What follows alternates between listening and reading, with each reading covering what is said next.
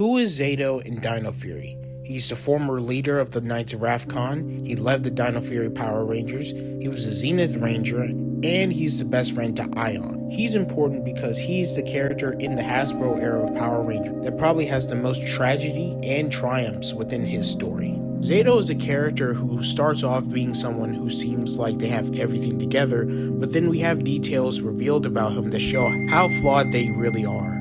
Zayto enlisted to be a knight when he was in his late teens and was able to rise through the ranks and become leader of the Knights of Ravkan. The position had a lot of esteem in the Ravkonian community, so when the time came for him to make the decision about releasing the Sporix Beast, he had built himself up as a good soldier and a good leader, serving his community.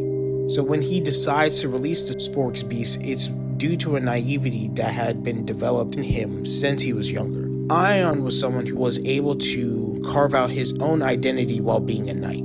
So when he heard of the Sporix Beast and realized that they weren't ready to fight, he had no hesitation in trying to fight against what he thought was going to be a dangerous operation. Zayto's mistake led to the Ravkonians almost being entirely wiped out, and them having to flee to Earth in order to stop the Sporix Beast. When the Morphin Masters came and turned him and his team into Rangers, the tension between Ion and Zayto, the guilt that Zayto had from making that decision, never left. After losing his entire team, the small amount of relief that he had was being able to form a new team with the new Dino Fury Rangers, starting with Amelia and Ollie.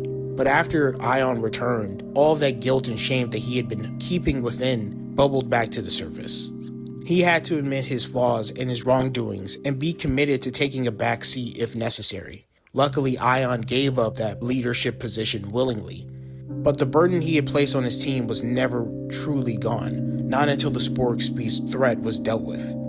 So Zayto is given an option to sacrifice himself in order to destroy all the Sporix Beasts, which is very poetic considering how they were created and released in the first place.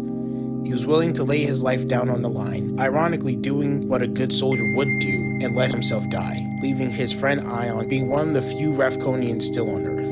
When he returned as the Zenith Ranger, that gave new hope, but that hope was temporary.